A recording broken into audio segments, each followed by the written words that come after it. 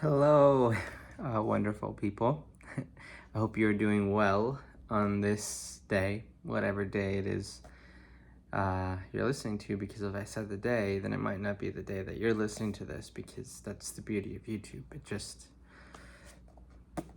you can listen whenever, watch whenever. Anyways, to the point. Welcome back to the channel for this week. This week I will be reviewing The Cross and the Switchblade. It is about and kind of by David Wilkerson. It is also by John and Elizabeth Sherrill, which they're part of the reason why I'm reviewing this week. I read this a while ago, and then I saw this article about Elizabeth Sherrill passing away, and I didn't know who she was. But I've been affected by her work and her husband's work, who, John, passed away a while ago, a couple years ago at least. But she passed away last week from the time, or at least that's when I read the article. And I didn't know how influential she was or how involved she was. So I might just give a little history lesson about her before getting into the book. But Elizabeth Sherrill, her and her husband, John, got married overseas in Europe, but they're from the U.S., and neither were saved, but got hired, I think, by a Christian publishing and editing company, because they were both good at editors, and John kind of had a Christian background. But they weren't saved, and eventually John got sick and encountered God and got healed. And so he was all in. Elizabeth was like, I don't know about this, even though they were working for a Christian company. Eventually, just the change of John's life and other encounters that I don't fully know, she got saved as well. And from there, they decided to pursue stories, that moved them. They almost became like Christian journalists to create books that were incredible. And kind of when she started that, what she touched was gold, and she found stories she heard about David Wilkerson, and they interviewed him. So when you read this book, it comes from an eye perspective. It's like he's telling the story, because what they would do is would have the guy tell the story, and David Wilkerson, and then they would write it from his perspective of how he told it. They would record it and turn it into a book, basically. Compiled it, edited it. And so they did The Cross and Switchblade. They also did The Hiding Place about Corey ten Boom, and God's Smuggler about Brother Andrew, which, write those names down. They're all great. I have read this book and God's Smugglers, and semi-read The Hiding Place. I say semi because I listened to it as a kid. I remember one of my teachers read it to us in class, and so I don't remember everything, but I do remember certain scenes in The Hiding Place very vividly. Anyways, so she passed away last week, but I just read an article honoring her work, and I was like, oh my gosh, I didn't know she was involved in all these books. And it made me think of this book and how much I love this book. And you see, it's not that big, and so I just went through it briefly and reread it for the most part. I didn't quite finish in time for this review, but I've read it once, and so I know how it goes down. But it was a great refresher. I enjoyed it equally as much as this time through. It's just such a good story, and it's just the way it's written too, and just not just even from a editing or compiling standpoint, but just from a narrative of how God wrote the story.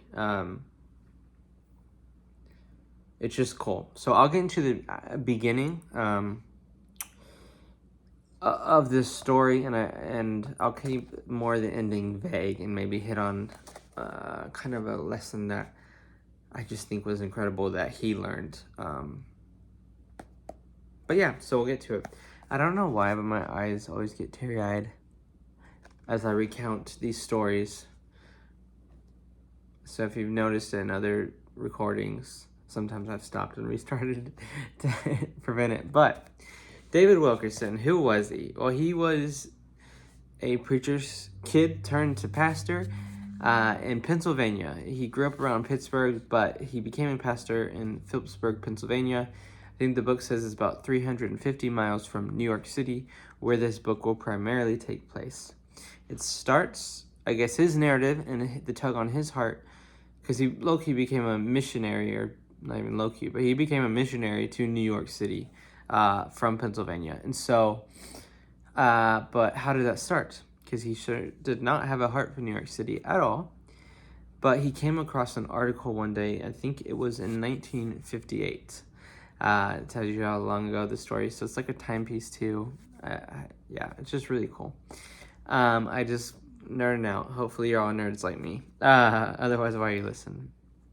Maybe you will convert you if you're listening for no reason. But so he reads the story about, I think, about 7 kids from a gang, or 7 members of a gang, I should say, basically murdered a kid with polio in a park in New York, and it became national news, the case, and he just saw the article for it, a news article for it, and he just found himself weeping as he read this article. And he was just like, why am I weeping? So he started to pray for it, and he just felt like God tugged on his heart to go out there. And he talked to his wife, and he talked to his people about it, and he kind of was like, they're unreactive, but him and I think his youth pastor Miles went out there, and they tried to, basically their goal was to talk to these gang members and preach the gospel to them. So they go out there, and they go to the court case, have no luck. They went to the office, called the office of the judge and everything to get access to these gang members, and no luck. So he's like, well, I can go to the trial. And everyone was paranoid because the gang members who weren't present there for the murder, threatened the judge that if they get sentenced, the 7 members of the gang get sentenced to jail, that they will murder the judge. Threats came from the rest of the gang. So he goes to the court case. They plead not guilty, but much to his surprise, they were young. They were 15, 16. And he was surprised by that because I think he was expecting older people. And so that one tugged on his heart. And 2, they were rushed off, and he tried to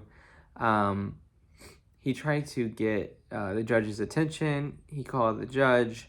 Basically, he got escorted out. They thought he was one of the gang members trying to murder the judge at first, but they found out that was not the case. He was just a preacher, and some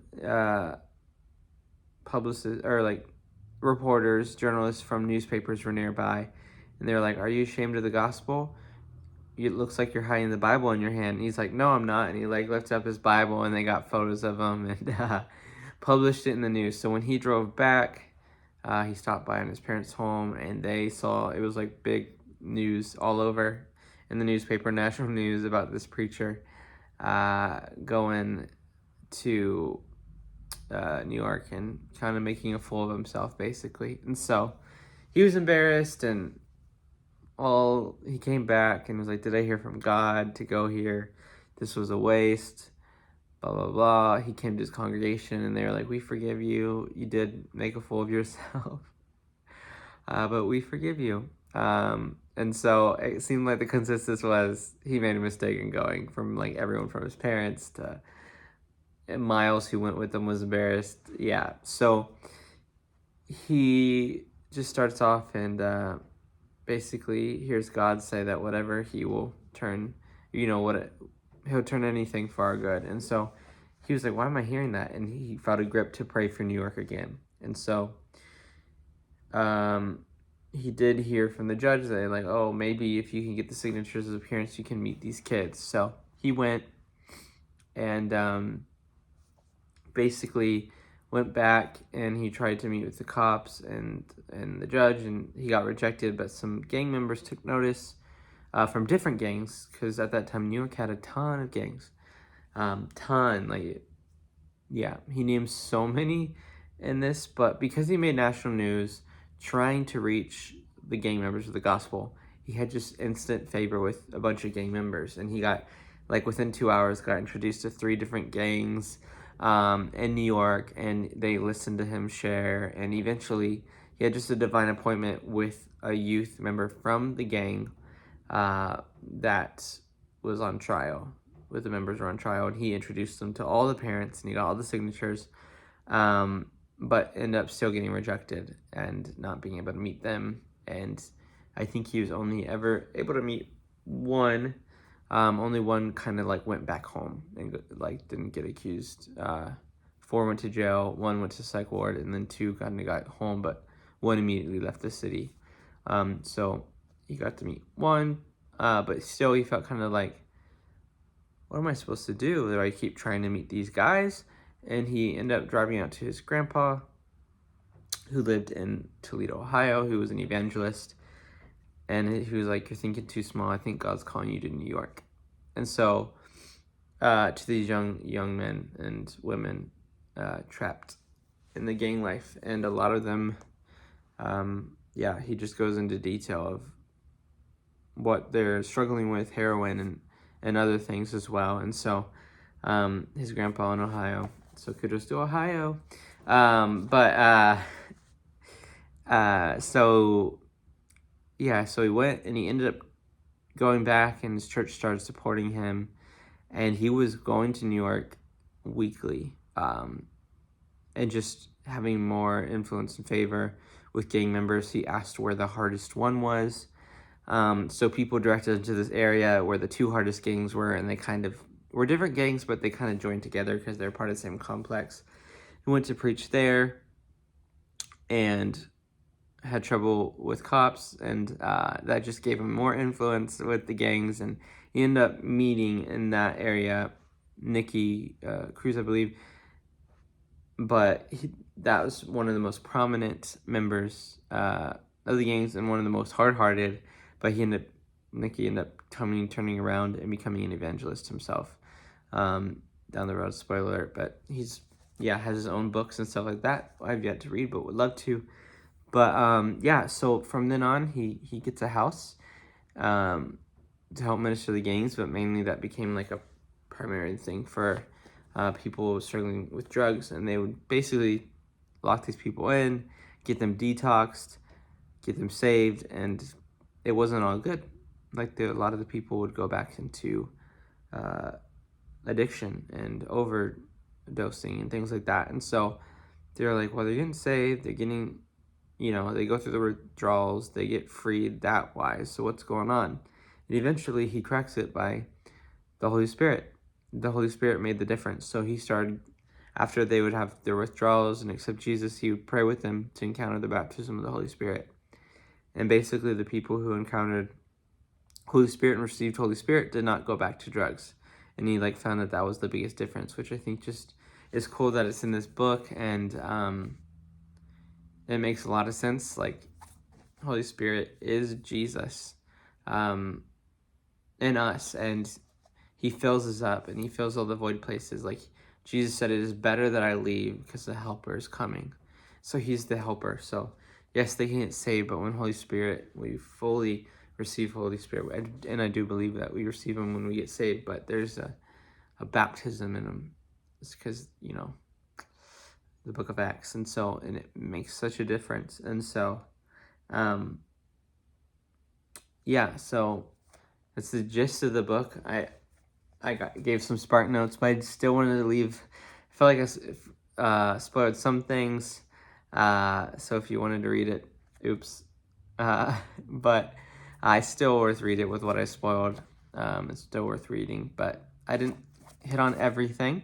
There's still a lot of other content, and like I said, there's a lot of gangs at the time that get named in a lot of areas in New York. So here I am Googling a lot of the areas, like, oh, this was their territory, because I've only been to New York twice, and basically it was kind of near Times Square both times, and it was layovers. It wasn't real exploration, but I explored through Google Maps, and researched a little bit of the gangs, which is just so fascinating to me, especially because he influenced a lot of them and led a lot of them to Jesus. So Yeah, it's just a beautiful story of just surrender and risk and faith and hearing God. He called it the bundle, I think, the burden bundle or something like that. He's is a term from the Quakers, and he was like, this became like a bundle in my heart.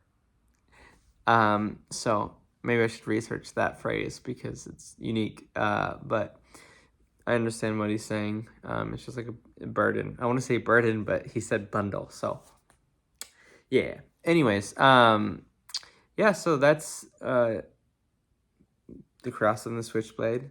Obviously, switchblade was a weapon that he came up against quite a few times, meeting with gang members. I think one of his first times, someone nudged it, threatening him if he like hurt his gang members, I'm gonna get you with this. So yeah, but it's a great book. Highly recommend it. As you can see, it's not that thick, so it's an easy read. Like I read half of it in a day this past weekend. So I highly recommend, especially if you want something. I wouldn't say light. It's not light. It can actually get pretty real and pretty heavy at sometimes. But if you want more of a quick read, it works because you won't want to put it down. It reads really well. And so recommend it. But if you like the video. If you haven't subscribed and you want more content, subscribe. That encourages me to do more and keep it going. Although I find this fun anyways. But also some people are like, I subscribe, but why am I not getting notifications? There is a bell somewhere down there, and it will probably have a line through it. If you click it, it'll turn the notifications on, because apparently if you subscribe, doesn't mean automatic notifications. So yeah, if you want to get real notifications of when I post, because it can be a little irregular, because I work and do a lot of volunteering stuff. Yeah, so when I post, you'll be the first to know if you hit that bell. So thank you for listening, and can't wait to do more and hear your comments. Feel free to comment. I love reading. I'll hopefully be more interactive with them soon and comment back. That is my goal. Hold me to it. Comment back, please. Don't beg me, actually. But yeah, just do it, and I'll try to comment on this video. But I really enjoy seeing the comments. I love hearing people's opinions and thoughts. Maybe favorite moments that I didn't hit, favorite lessons that I didn't hit in the review. I want to hear them. But yes, be blessed, my people.